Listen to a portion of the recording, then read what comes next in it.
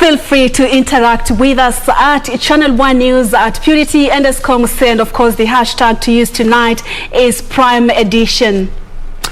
Straight to our top story. Migori Governor Okoth Obado is back in the dock today as the murder trial of Sharon Otieno kicked off Monday. The prosecution's first witness, government pathologist Johansen Odour, presented graphic details of how Sharon was raped and died of strangulation and profuse bleeding from several deep cuts. Now, the prosecution has lined up 35 witnesses in a bid to unravel the puzzle that has spanned 3 years. Sarafina Roby opens our coverage tonight with that report from the corridors of justice.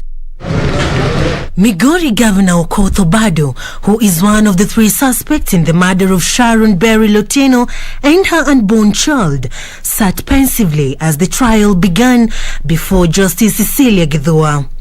Government pathologist Johansen Odour gave a graphic description of how the 26-year-old former Rongo University student, who was 28 weeks pregnant, was killed. I form the opinion that the cause of death of the late Sharon was severe hemorrhage due to penetrating force trauma. Also of note were features of manual strangulation. Odour said that during the postmortem performed on the 8th of September 2018, deep cuts were also found on the 28-weeks-old male fetus. The other wound was above it, so it's an injury which has gone through and passed and came out through the umbilicus. That's what I mean. Also to note were the signs of being strangled. Evidence that did not go unchallenged by the defense team led by lawyers Kyoko Kilokumi and Tom Ojenda. Do you know the officer or the person who wrote this was a kid?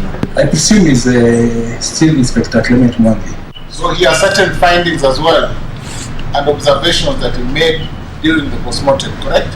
We made the same findings when we concluded the autopsy. The prosecution led by Catherine Mwaneke will adduce evidence from 35 witnesses against Obado and his co-accused Michael Juma Oyamo and Caspar Ojwang Obiero. We will show and demonstrate the several meetings prior to the fatal day, during the fatal day, and after the fatal day. The late Sharon's body was found in a thicket in Homa Bay on the 4th of September 2017. Well, 3 years down the line since the horrific murder of Sharon Otieno, the trial has finally kicked off and is scheduled to continue for 4 days up to Thursday. Reporting from Milimani Low Courts, I'm Sarafina Roby for Prime Edition.